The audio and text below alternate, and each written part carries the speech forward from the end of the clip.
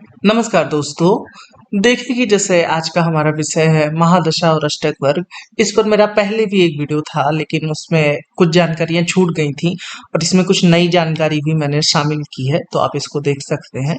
देखिए कि ये लिखा इंग्लिश में है, ठीक है, लेकिन मैं इसको नरेट हिंदी में करूंगा, तो जिनको इंग्लिश में जानना है वो इसको समझ सकते हैं। और इसमें हम अंतर्दशा को भी शामिल करेंगे कि अंतर्दशा कैसे देखी जाती है। आगे बढ़ते हैं। देखिए कि इसमें जो बताया गया ये क्या है कि जैसे महादशा को देखने के और भी नियम होते हैं, ये सिर्फ एक फैक्टर है जिससे हम महादशा को चेक कर रहे हैं। और इस चैनल पे महादशा के बहुत से वीडियो अवेलेबल हैं, तो आप उसको भी पहले जरूर देख लीजिए, तो आपको दशा का जो मर्म है वो ज्यादा बेहतर तरीके से समझ में आएगा। जिसका लिंक, जो प्लेलिस्ट है उसका लिंक मैं कमेंट सेक्शन में और डिस्क्रिप्शन बॉक्स में दे दूंगा, तो आप उस पर क्लिक करके देख सकते हैं। देखिए कि एक और बात मुझे बतानी थी कि जो दशा की कैलकुलेशन होती है, एक बहुत बड़े स्कॉलर ने मुझे इसमें करेक्ट करवाया कि दशा का कैलकुलेशन हमें 360 दिन पे लेना चाहिए, क्योंकि जो बीपीएचएस है या जो किताबों में बताया गया है दशा की जो गणना होती है वो हिंदू ईयर के हिसाब से बताया गया है 360। तो हम जो अंग्रेजी कैलेंडर है 365 दिन, उसके अनुसार क्यों माने, तो इसलिए उन्होंने कहा है कि जो दशा की गणना है आप 360 दिन पे सिलेक्ट कीजिए। तो जो सॉफ्टवेयर होता है उसमें ऑप्शन रहता है, तो आप उसको 360 करिएगा, आपको ज्यादा बेहतर परिणाम मिलेगा। अब देखें कि हम आगे बढ़ते हैं। नियम क्या बताया गया है। देखिए कि ऐसा बताया गया है कि किसी ग्रह को अपने अष्टक वर्ग में 5, 6, 7 या 8 बिंदु मिले तो वो दशा के लिए अच्छा होता है। क्या मतलब हुआ इसका। जैसे देखिए कि जैसे मान लीजिए हमें सूर्य का जानना है, तो सूर्य यहाँ पर दसम भाव में बैठा है, तो हम सूर्य के अष्टक वर्ग में देखेंगे कि यहाँ पर 4 बिंदु मिला है। ये सारणी आपको कहाँ से मिलेगी, तो देखिए कि बहुत से फ्री सॉफ्टवेयर हैं, जैसे जे हो रहा हो गया, या फिर आप प्ले स्टोर से एक ज्योतिष ऐप करके आता है, आप उसको डाउनलोड कर सकते हैं। उसमें आपको हर ग्रह की अष्टक वर्ग सारणी मिल जाएगी और अधिकतर सॉफ्टवेयर ये देते ही हैं, तो आप उसमें इसको देख सकते हैं। बस ये ध्यान रखिएगा कि ग्रह जिस भाव में बैठा है उसी के बिंदु चेक कीजिए। जैसे यहाँ पे मान लीजिए मंगल का देखना है, तो मंगल 11वें भाव में है, तो हम देखेंगे कि मंगल को 11वें भाव में मंगल की सारणी में 4 बिंदु मिले हैं। ठीक है, अब हम आगे बढ़ते हैं। यहाँ पर देखिए लिखा हुआ है कि कंपेरेटरी 8 बिंदु बढ़िया है 7 से, और 7 बढ़िया है 6 से। जाहिर सी बात है कि किसी ग्रह को यदि 7 बिंदु मिला है तो वो उस ग्रह से बेहतर ही होगा जिसको 5 बिंदु मिला है। अगर कोई ग्रह 3 बिंदु प्राप्त करता है, 2 बिंदु या फिर 1 बिंदु, तो वो दशा के लिए अच्छा नहीं है। अच्छा देखिए ये होता क्या है, जैसे मैं ये बता तो रहा हूँ कि 8 बिंदु मिले या 7 बिंदु मिले। देखिए इसका मतलब ये होता है, अगर मोटा माटी मुझे समझाना हो, कि जैसे ग्रह जो है 8 फैक्टर में से अगर उसको 7 बिंदु मिला है तो 7 फैक्टर से वो शुभ है। यानी कि जो कुंडली के 7 ग्रह हैं वो उसको सपोर्ट कर रहे हैं, और 8वां जो होता है वो लग्न को हम शामिल करते हैं। तो यदि कोई ग्रह जैसे 8 में से 8 बिंदु प्राप्त करता है, तो इसका मतलब कि सारी कुंडली के जितने ग्रह हैं सब उसको सपोर्ट कर रहे हैं, सब उससे खुश हैं। और यदि कोई ग्रह 1 बिंदु प्राप्त करता है या 2 बिंदु, तो इसका मतलब होता है कि कुंडली के सिर्फ 2 ही ग्रह उससे खुश हैं, 2 ही ग्रह उसको सपोर्ट कर रहे हैं, बाकी ग्रह उस ग्रह का विरोध कर रहे हैं या बाकी ग्रह प्रसन्न नहीं है। तो इसको आप इस तरीके से समझ सकते हैं। इसलिए कहा गया है कि एक बिंदु हो या फिर सूर्य शून्य बिंदु हो, कभी कभी बिंदु जीरो भी हो जाते हैं, तो वो उतना बेहतर नहीं होता है। अब देखिए कि यदि कोई ग्रह 4 बिंदु प्राप्त करता है, तो ये ना तो बहुत अच्छा है ना तो बहुत बुरा है, ये एवरेज सा माना जाता है, सामान्य सी स्थिति है। अब देखिए कि इसमें कुछ कंडीशंस हैं कि ये क्या कंडीशन है, इसके बारे में हम वीडियो के आगे बात करेंगे, क्योंकि अभी उदाहरण जब बाद में आएगा तो उसके बारे में हम आगे बात करेंगे। ये जो दोनों कंडीशन है, ठीक है। अब देखिए कि इसमें एक और चीज लिखी हुई है कि अगर जो दशा चलने वाली है, अगर वो दशानाथ जो है वो आपका ट्राइन लॉर्ड है। ट्राइन लॉर्ड का मतलब क्या हुआ, जो त्रिकोण के स्वामी होते हैं। ये कुंडली में ये त्रिकोण, पहला त्रिकोण, फिर ये दूसरा त्रिकोण, और ये जो नवम भाव को हम लेते हैं ये तीसरा त्रिकोण लेते हैं। तो कुंडली में अगर त्रिकोण के स्वामी की दशा है तो ये बहुत बेहतर हो जाएगा, और यदि उसको 5, 6 या 7 बिंदु मिल जाए तो वो मतलब वो दशा बहुत ही अच्छी जाने की संभावना होती है। तो ये इसमें लिखा हुआ है। उसके बाद लिखा गया है कि अगर कोई ग्रह जो कि छठे, 8वें, 12वें का स्वामी होता है, जैसे ज्योतिष में ये सर्वमान्य नियम है कि छठे, 8वें, 12वें के स्वामी अच्छा फल नहीं देते हैं। ये छठा भाव आपका, ये 8वां भाव, इसके स्वामी की दशा अच्छी नहीं होती है। लेकिन अगर इनके स्वामी भी कुंडली में 5 बिंदु, 6 बिंदु या फिर 7 बिंदु प्राप्त करते हैं, तो फिर इनकी दशा के जो बुरे फल हैं वो थोड़े कम हो जाते हैं, उतने नहीं मिलते हैं। तो कंपेरेटिवली अगर हम कहेंगे कि जो कुंडली के बुरे भाव की स्वामियों की दशा होती है, यदि उन ग्रहों को भी 6-7 बिंदु मिल जाए तो वो जो उनके नेगेटिव फल हैं, बुरे फल हैं, वो कम हो जाते हैं। ठीक है, अब देखिए कि एक इसमें एक और पॉइंट मुझे समझाना था कि जो मंगल और शनि होते हैं, जैसे आप यहाँ पर देखिए इस टेबल में आप देखेंगे तो जैसे गुरु के सामने 56 बिंदु लिखा है, शुक्र के सामने 52 बिंदु लिखा है। इसका क्या मतलब हुआ कि चाहे जिसकी कुंडली हो, मेरी कुंडली हो, आपकी कुंडली हो, सबकी कुंडली में ये बिंदु टोटल बिंदु इतने ही होंगे। बस हर खाने में किसी ग्रह को ज्यादा बिंदु मिल जाएंगे, किसी ग्रह को कम बिंदु मिल जाएंगे। लेकिन आप देखिए कि जो पाप ग्रह हैं, जैसे मंगल हो गया और आपका शनि हो गया, इन दोनों ग्रहों को सिर्फ 39 ही बिंदु मिला है। तो इसका मतलब क्या हुआ कि शुभ ग्रह को तो हर ग्रह सपोर्ट करता है, शुभ ग्रह से खुश रहता है, लेकिन जो पापी ग्रह हैं, मंगल शनि जैसे ग्रह, इनसे बहुत से ग्रह प्रसन्न नहीं रहते हैं, तो इनको बिंदु कम मिलते हैं। तो अगर आप इनका एवरेज निकालेंगे, ठीक है, 39 को जब हम 12 भाग में बांटेंगे तो वो करीब करीब वही 3 पॉइंट समथिंग आएगा। तो इसका क्या मतलब हुआ कि मंगल और शनि के लिए 3 बिंदु होना सामान्य है और 4 बिंदु होना अच्छा है, मंगल और शनि के केस में। और बाकी ग्रहों में जैसे गुरु जो है वो 4 बिंदु भी पा रहा है, तो गुरु को क्योंकि 56 बिंदु मिलते हैं, तो 4 बिंदु भी होना गुरु के लिए कम है। गुरु के लिए आवश्यक है कि वो 5 बिंदु प्राप्त करे। तो ये एक बात थी जो इसमें मुझे बतानी थी। अगर ग्रह को 30 बिंदु अब उस जिस भाव में बैठा है वहां पर सर्वाष्टक वर्ग में मिले तो ये भी बहुत अच्छी बात है। अच्छा, ये अष्टक वर्ग, सर्वाष्टक वर्ग, इस पे शुरुआत में मैंने बहुत से वीडियो बनाए हैं। अगर आपको थोड़ा नहीं समझ में आ रहा है तो आप उसको देख सकते हैं। मैं थोड़ा इसीलिए बढ़ा रहा हूँ इस चीज को, तो उसमें मैंने बताया है। वैसे मैं कोशिश कर रहा हूँ बताने की। जैसे आप देखिए कि यहाँ पर सूर्य दशम भाव में बैठा है और यहाँ पर जो दशम भाव के सर्वाष्टक और के बिंदु हैं उसमें 25 बिंदु मिला है। तो ऐसा कहा गया है कि यदि उस भाव में जो है वो 30 से ज्यादा बिंदु मिले हो तो ये भी अच्छा है। लेकिन इसमें ध्यान रखिएगा कि जो ग्रह का हमने पहले चेक किया था, जैसे मान लीजिए कि यहाँ पर सूर्य को 4 लिखा है, ये बिंदु 7 होता है और यहाँ पर 25 है, तो ग्रह को अगर बिंदु ज्यादा मिला है तो ये ज्यादा महत्वपूर्ण है बजाय कि सर्वाष्टक वर्ग में। मान लीजिए यहाँ पर 30 लिखा हुआ है, लेकिन जो ग्रह का स्वयं का अष्टक वर्ग है वहां पर 2 बिंदु मिला है, या फिर 1 बिंदु मिला है, तो ये उतना शुभ नहीं है। इसलिए इसकी महत्ता ज्यादा है कि जो ग्रह है उसको कितने बिंदु मिल रहे हैं। सर्वाष्टक वर्ग में ज्यादा बिंदु मिले हैं, 30 से ज्यादा बिंदु मिले हैं उस भाव में, तो ये बस थोड़ा सा और उसको बढ़ा देगा और अच्छा हो जाएगा। ये मिले हैं तो जो ग्रह का अपना फल था बिंदु के अनुसार उसको थोड़ा सा घटा देगा, बस ये होगा। इससे कोई बहुत ज्यादा बड़ा वो परिवर्तन नहीं आ जाएगा, तो ये ध्यान रखिएगा। अब हम आगे बढ़ते हैं। देखिए कि ये वही है, इसमें लिखा हुआ है कि ये ज्ञातव्य है कि छठे, आठवें, 12वें के जो स्वामी होते हैं वो उनको हम अच्छा नहीं मानते हैं, ठीक है। लेकिन अगर इनके स्वामी 5, 6, 7 बिंदु प्राप्त करें तो उनके जो बुरे रिजल्ट है वो कम हो जाते हैं। ये मैं पहले ही बता चुका हूँ। और वही है कि अगर जो प्लेनेट है वो 5, 6 बिंदु प्राप्त करे, वो निश्चित ही, जैसे कहा जाता है कि वो सुधर जाता है, बाकी ग्रहों से उसका सपोर्ट मिलता है। इसीलिए कहते हैं कि जब कुंडली में बाकी ग्रह किसी ग्रह को सपोर्ट कर रहे हैं तो इसका मतलब कि वो एक तरीके से आपको अच्छा फल देना चाहते हैं। तो इसीलिए यदि छठे, आठवें, 12वें को भी बढ़िया बिंदु मिल जाए तो वो उनके बुरे फल में कमी करता है।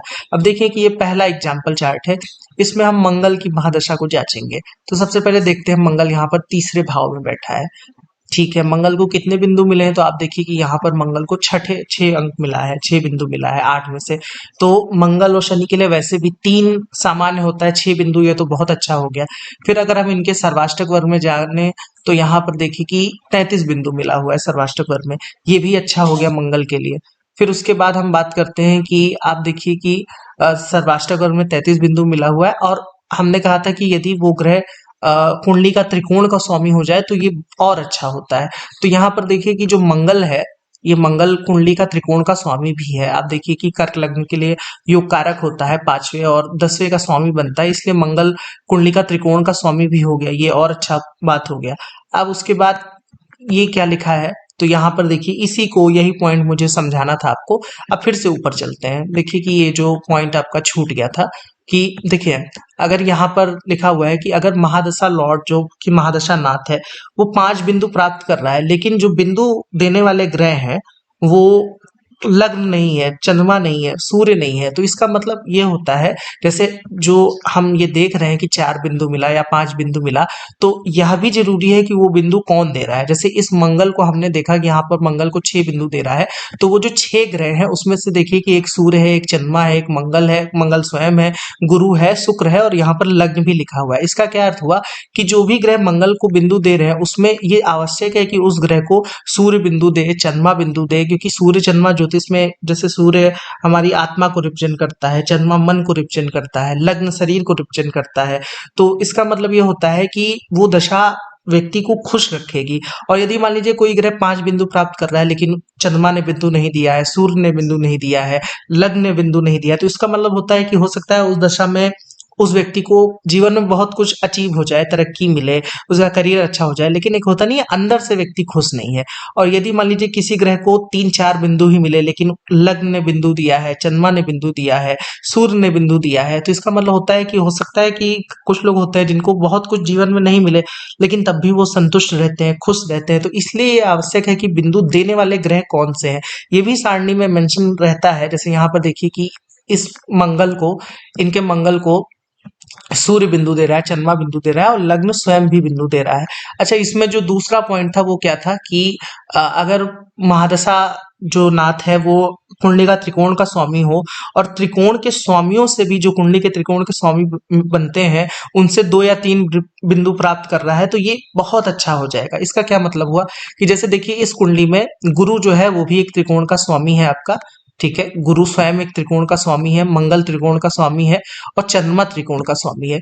तो जो मंगल को बिंदु देने वाले ग्रह हैं उसमें देखिए कि आप चंद्रमा शामिल है, मंगल स्वयं शामिल है और गुरु भी शामिल है, और लग्न को भी हम जो पहला भाव देखते हैं वहां पर देखिए कि लग्न भी शामिल है। इसका मतलब कि कुंडली के तीनों त्रिकोण अधिपति इस मंगल से खुश है, मंगल की पोजीशन से खुश है। अब देखिए कि इसमें लिखा हुआ है कि तीनों त्रिकोण अधिपति चंद्रमा, मंगल और गुरु बिंदु दे रहे हैं, डोनर है मार्स के।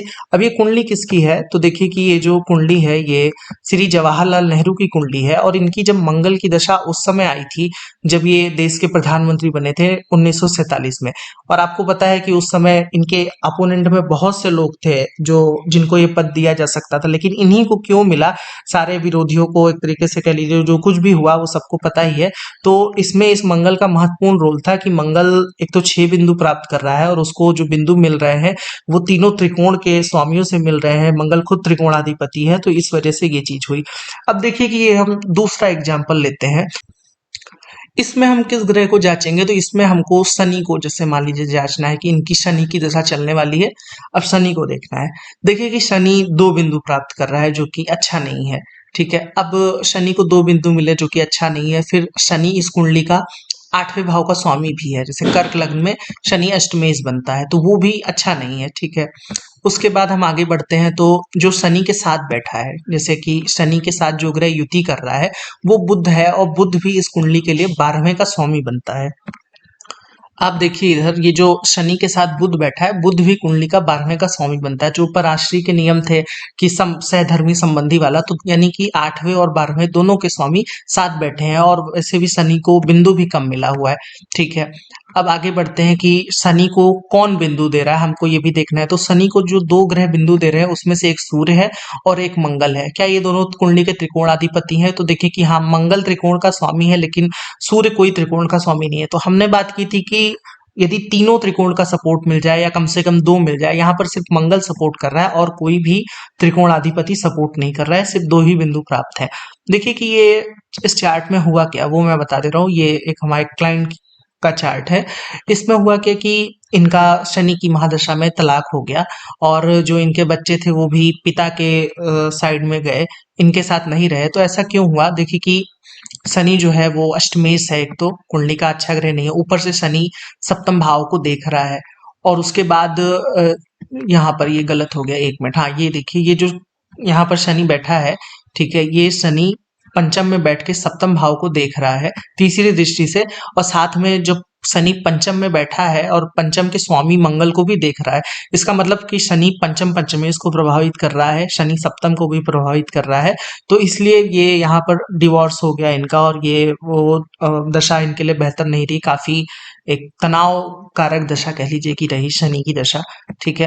अब देखिए कि अब हम आगे बढ़ते हैं। इसमें हाँ एक बात और थी कि रोल ऑफ ट्रांजिट ये क्या है, तो देखिए कि अगर आपको ये मिल जाता है कि मान लीजिए कि कोई भी दशा जो है वो आपको अच्छा फल देने वाली है, लेकिन जब भी वो दशानाथ गोचर में अच्छे बिंदुओं में जाएगा तभी वो अच्छा फल दे पाएगा। इसका क्या मतलब हुआ, जैसे देखिए कि यहाँ पर हमने जो मंगल को जांचा था ठीक है, इस चार्ट में हमने ये जो मंगल को देखा था।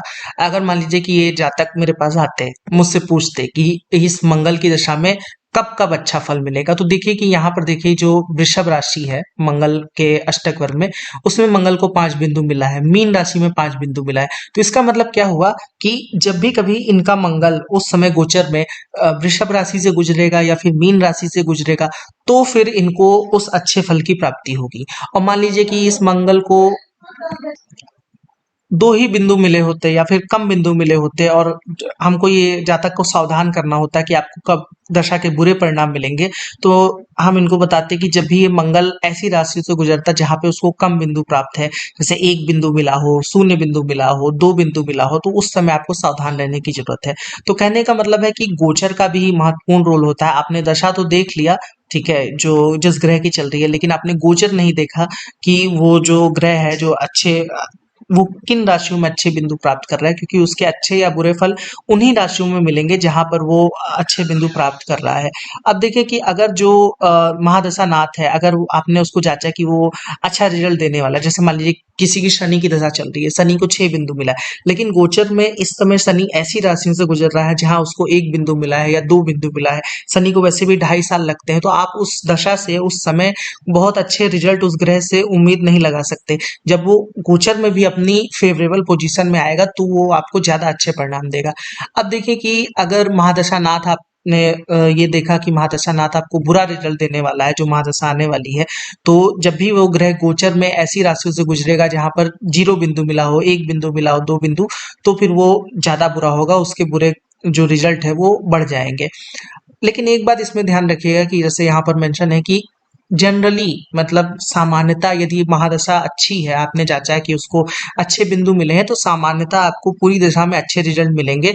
और यदि महादशानाथ बुरा है तो सामान्यता उसके बुरे रिजल्ट मिलेंगे। गोचर सिर्फ उन्हीं रिजल्ट को बढ़ा सकता है। जैसे मान लीजिए अच्छी दशा है और ग्रह 6 बिंदु वाली राशि में गुजर रहा है, तो यानी कि उसके अच्छे फल बढ़ जाएंगे। और यदि वो कम बिंदु वाली राशि में गुजर रहा है तो अच्छे फल घट जाएंगे। बस ये होगा, ऐसा नहीं हो जाएगा कि यदि वो ग्रह अच्छे फल देने वाला है और कम बिंदु वाली राशि से गुजर रहा है तो वो बुरा फल देने लगेगा, ऐसा कुछ नहीं होगा। और जो बुरा ग्रह है उसमें भी ऐसा नहीं होगा कि वो यदि अच्छे बिंदु वाली राशि से गुजर रहा है तो वो ग्रह अच्छा हो जाएगा, उसकी आप उम्मीद मत कीजिए। ठीक है, तो जनरली जो सामान्यता आपने दशा को एनालिसिस किया है उसका फल वैसा ही रहेगा। ठीक है। अच्छा, ट्रांजिट का लेकिन जो नियम है ये, जैसे कि जो धीमे चलने वाले ग्रह हैं, जैसे मान लीजिए कि आपका गुरु हो गया, शनि हो गया, इन पर ज्यादा अप्लाई होता है बजाय कि जो तेज चलते हैं। जैसे चंद्रमा हो गया, मैं चंद्रमा हर 2.5 दिन में राशि बदल देता है, तो चंद्रमा के बिंदु अगर हम देखेंगे तो उसमें कोई मतलब नहीं है, क्योंकि चंद्रमा हर 2.5 दिन में ही अपना गोचर कर लेता है। इसलिए जो इसका ट्रांजिट का इफेक्ट है वो शनि पे ज्यादा आता है, क्योंकि शनि 2.5 साल लेता है। तो शनि को आप देखिए, गुरु को देखिए, मंगल को हम मध्यम में रखते हैं क्योंकि मंगल 1.5 महीना लेता है, और सूर्य, शुक्र, मरकरी, बुध, ये सब 1-1 महीने में राशि बदल देते हैं, तो हर साल वो ग्रह उसी राशि में आता है। तो इसलिए इसमें जो इम्पोर्टेंट है वो आपका गुरु और शनि है। ठीक है, अब इसमें तीसरा एग्जाम्पल लेते हैं, इसमें ट्रांजिट का क्या असर है ये भी बात करेंगे। अब देखिए कि इस कुंडली में हमको शनि को एनालिसिस करना है। शनि यहाँ पर देखिए कि लग्न में बैठा है, 3 बिंदु प्राप्त कर रहा है यहाँ पर। ठीक है, अब शनि क्योंकि 3 बिंदु प्राप्त कर रहा है, ये एवरेज होता है, ना तो बहुत अच्छा ना तो बहुत बुरा। शनि इस कुंडली का 8वें भाव का स्वामी भी है, इसका मतलब ये बुरा हुआ, अच्छा नहीं होगा। 8वें का स्वामी है, ठीक है, लेकिन हम उस शनि को उतना बुरा नहीं मानेंगे। क्यों? क्योंकि शनि का लग्नेश से परिवर्तन भी है। जैसे देखिए कि यहाँ पर शनि लग्न में बैठा है और जो लग्नेश है वो सप्तम में बैठा है शनि की राशि में, यानी कि इन दोनों ग्रह में परिवर्तन हो गया। और परिवर्तन मतलब कई जो बुरे योग है उसको भंग कर देता है, इसलिए एक्सचेंज को हम अच्छा मानेंगे कि शनि के जो बुरे फल थे अष्टमेश होने के कारण वो कुछ हद तक कम हो गए, बहुत नहीं लेकिन कुछ हद तक कम हो गए। अब हम शनि को देखेंगे कि जो 3 बिंदु मिल रहा है वो किस ग्रह ने दिया है। तो आप देखिए कि यहाँ पर मंगल ने दिया है, बुध ने दिया है और लग्न ने बिंदु दिया है। इसका क्या मतलब हुआ कि लग्न जो कि एक त्रिकोण का आपका स्वामी है, ठीक है, ये जो लग्न है पहला भाव, इसने बिंदु दिया है, ठीक है, ये ट्राइन होता है। मंगल ने बिंदु दिया है, ये भी अच्छा मानते हैं। और जो तीसरा ग्रह था वो कौन था, कि वो आपका बुध ने बिंदु दिया है। चलो बुध भी चल जाएगा, लेकिन हमको इससे मतलब है कि दो त्रिकोण ने इनको बिंदु दिया है, इस शनि को बिंदु दिया है। उसके बाद हम आगे बढ़ते हैं कि जो शनि के डोनर है वो मंगल है और मंगल कुंडली का ट्राइन लॉर्ड है। और शनि जो है वो लग्न से भी बिंदु प्राप्त कर रहा है, जो कि स्लाइटली अच्छा माना जाएगा, बहुत तो नहीं। ठीक है, तो ये एक बात हुई इसमें। उसके बाद हम आगे बढ़ते हैं। तो अब देखिए कि ये मार्च 1977 का गोचर है। ठीक है, उस समय क्या हुआ था, मार्च 1977 में शनि जो है जी, इनकी दशा शनि की चल रही थी और शनि 3 बिंदु वाली राशि से गुजर रहा था। ठीक है, शनि 3 बिंदु वाली राशि से गुजर रहा था और शनि कुंडली का 8वें भाव का स्वामी भी है। तो जनरली एक तो वो 3 बिंदु वाली राशि से गुजर रहा था, शनि को हमने एवरेज माना था, ना तो बहुत अच्छा ना तो बहुत बुरा, और शनि 8वें भाव का स्वामी है। तो इस समय क्या हुआ होगा आप खुद सोच सकते हैं।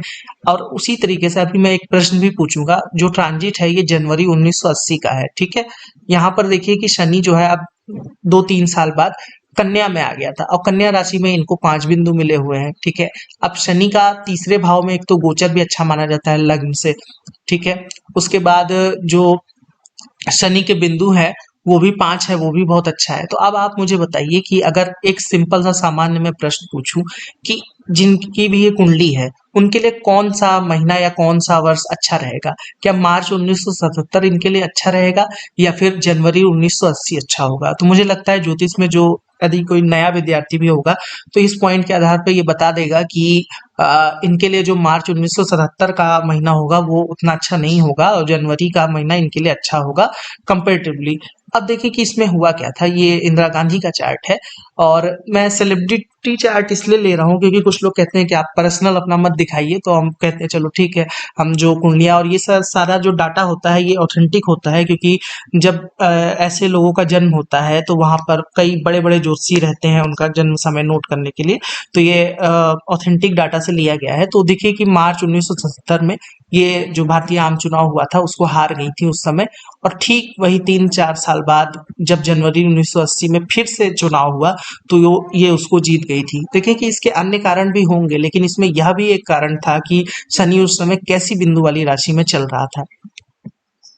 देखिए कि इसमें कुछ पॉइंट है जो आपको ध्यान रखना है। उससे पहले हम अंतर्दशा की बात करते हैं। अब देखें कि जैसे मान लीजिए हमें जांचना है कि शनि में मंगल की अंतर्दशा कैसी जाएगी। अब हम यहाँ पे अष्टक वर्ग का अंतर्दशा में क्या प्रयोग है इस पर भी बात करेंगे। तो जैसे देखिए कि इनकी कुंडली में शनि यहाँ पर मेष राशि में बैठा है और मंगल जो है वो वृश्चिक राशि में बैठा है। ठीक है, अब हम बेसिक कैलकुलेशन में चलेंगे कि शनि और मंगल का अष्टक वर्ग देखेंगे। तो 1 मिनट दीजिएगा मुझे, इसमें बेसिक कैलकुलेशन कहाँ गई भाई? हाँ, कैलकुलेशन ऑप्शन में 1 मिनट दीजिएगा। हाँ, ये रहा रिपोर्ट और यहाँ पर कैलकुलेशन और ये रहा अष्टक वर्ग कैलकुलेशन। इसमें आप देखिए कि अगर हम देखें कि जो शनि का है, ठीक है, क्योंकि शनि की दशा चल रही है। ठीक है, अब शनि कहाँ पर बैठा था, तो शनि जो है आपका यहाँ पर मेष राशि में बैठा था। शनि को बिंदु जो है वो 3 मिले हैं। अगर दशा को हम देखें तो ये एवरेज दशा है, सामान्यता। ठीक है, अब हमको देखना है कि ये जो 3 बिंदु शनि को मिले हैं इसमें क्या मंगल बिंदु दे रहा है मेष राशि में। तो आप देखिए कि ये जो मेष यहाँ पर जो राशि लिखी है, यहाँ पर देखिए शनि, यहाँ पर साइन लिखा हुआ है, यहाँ पर देखिए इसके सामने मंगल जो है 1 पॉइंट दे रहा है। इसका क्या मतलब हुआ, देखिए कि इसको ध्यान से समझिएगा कि शनि को मंगल बिंदु दे रहा है, इसका मतलब कि मंगल शनि से खुश है। ये नहीं कहा जा रहा है कि शनि मंगल से खुश है। मंगल शनि को बिंदु दे रहा है, यानी कि इनकी कुंडली में मंगल जो रिजल्ट देना चाहता है वो आराम से दे सकता है शनि की दशा में। अब मंगल क्या रिजल्ट देना चाहता है तो हम मंगल को देखते हैं।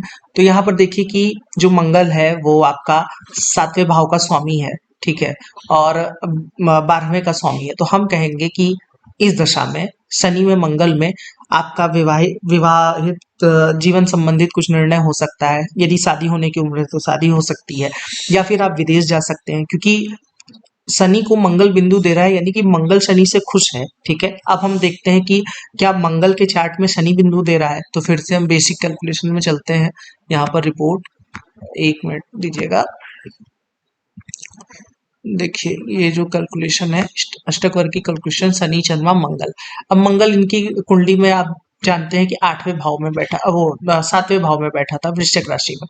ठीक है, मंगल को यहाँ पर 4 बिंदु मिले हैं, और अगर हम वृश्चिक राशि में देखते हैं, ठीक है, तो क्या शनि बिंदु दे रहा है? तो यहाँ पर शनि भी मंगल को बिंदु दे रहा है। सामान्यतः ऐसा होता नहीं है, जैसे कोई कुंडली देखेगा तो कहेगा शनि मंगल छठे 8वें बैठे हैं, लेकिन यहाँ पर देखिए कि शनि भी मंगल को बिंदु दे रहा है। इसका मतलब कि मंगल से शनि भी खुश है। शनि जो है वो मंगल की स्थिति से खुश है। मंगल जहां पर स्थित है उससे शनि को कोई परेशानी नहीं है। ठीक है, तो इसका इसका मतलब क्या हुआ? इसका मतलब ये हुआ कि यदि शनि भी मंगल को एक तरीके से बिंदु दे रहा है, तो इसका मतलब ये हुआ कि शनि के भी जो फल है, जैसे कि 10वें भाव संबंधित फल है, वो भी शनि दे पाएगा, क्योंकि शनि इस कुंडली में दशम का स्वामी है, नवम का स्वामी है। ठीक है, तो ऐसे हम कहेंगे, लेकिन इसमें एक बात ध्यान रखिएगा कि अंतर्दशा के जो बाकी पहले के नियम है, नवतारा का नियम, सहधर्मी संबंधी का नियम और ग्रहों के म्यूचुअल पोजीशन का नियम, वो सब फालतू नहीं है। वो जो मैंने बताया है आप उसको देखिएगा। ये मैंने बताने के लिए बता दिया है कि कैसे अंतर्दशा के रिजल्ट को बताया गया है। ये बहुत ज्यादा लगता नहीं है, बस ये मैंने बताने के लिए आपको एक बार बता दिया है। अब हम अपने विषय पर आगे बढ़ते हैं। ये जो हम जिस पे चल रहे थे उसको आप देखिए। क्या हुआ भाई? हाँ, ये देखिए आप, ये जो हमारे कुछ नियम रह गए थे यहाँ पर, कि किन बातों का आप इसको इसमें ध्यान रखेंगे। जो अंतर्दशा का नियम मैंने बताया वो आप जांच सकते हैं, लेकिन आप उन्हीं नियमों के बाद जांचिएगा जो सहधर्मी संबंधी का नियम है, या फिर जो ग्रहों की म्यूचुअल पोजीशन है उसका रिजल्ट ज्यादा आता है। ये अष्टक वर्ग से जो अंतर्दशा का नियम है उतना नहीं लगता। हाँ, महादशा वाला लग जाएगा। ठीक है, अब देखिए कि इसमें जो बिंदु आपको ध्यान रखना है कि ये जो मेथड है, ठीक है, ये आपको बड़ी पिक्चर दे देगा कि ये दशा अच्छी जाएगी या फिर बुरी जाएगी, लेकिन ये जो मेथड है ये नहीं बता रहा है कि उस दशा में क्या होगा। ठीक है, तो वही है कि दशा के कई नियम हैं। ठीक है, और रिजल्ट जो है वो डिपेंड करता है, क्योंकि अगर आपने देखा कि मान लीजिए कि उस ग्रह को 6 बिंदु मिले, 7 बिंदु मिले, लेकिन यदि वो ग्रह कमजोर है और अंतर्दशा नाथ बली है, तो अंतर्दशा नाथ के फल मिलने लगेंगे, तो फिर आपको अंतर्दशा के बिंदु चेक करने पड़ेंगे। ठीक है, और यहाँ पर देखिए कि वही बात है कि बहुत से दशा के नियम अभी रह गए हैं, इसमें शामिल नहीं हो पाया है, लेकिन वही बात है ना कि हमें कहीं से तो शुरू करना पड़ेगा। तो आप फिर से मैं कहूंगा कि दशा की जो पहले के वीडियो हैं आप उसको जरूर देखिए, क्योंकि ये आपको ब्रॉडर पिक्चर दे देगा कि इस दशा में अच्छा होगा आपके साथ, ये दशा अच्छी जाएगी और ये दशा खराब जाएगी। लेकिन अगर क्लाइंट आपसे पूछ लेगा कि क्या अच्छा होगा या फिर क्या बुरा होगा, तो फिर आप क्या बताएंगे? इसलिए कैसे दशा के जो बाकी नियम है वो उसमें उसको छानते हैं कि इस दशा में क्या हो सकता है। इसलिए इसका ध्यान रखिए कि ये नियम सिर्फ आपको ये बता सकता है कि ये दशा कैसी जाएगी, अच्छी या फिर बुरी। ठीक है, और दशा के वही एक कई नियम है जो अभी रह गए। नक्षत्र वाला नियम है, दशा को किसी भाव से कैसे देखे, तारा मिलान से धर्मी संबंधी, तो इस पर मैंने वीडियो बनाया, आप उसको देख सकते हैं। आप चाहे तो इस चैनल को सब्सक्राइब कर सकते हैं। अगर आपको इस वीडियो संबंधित, अष्टक वर्ग वीडियो संबंधित कोई भी डाउट है, कोई भी प्रश्न पूछना है, तो आप नीचे कमेंट में पूछ सकते हैं। आप मुझसे कंसल्टेशन लेना चाहते हैं तो आप इस नंबर पर व्हाट्सअप या फिर ईमेल कर सकते हैं। मुझे आप इंस्टाग्राम पे फॉलो भी कर सकते हैं। आज के लिए इतना ही रखते हैं।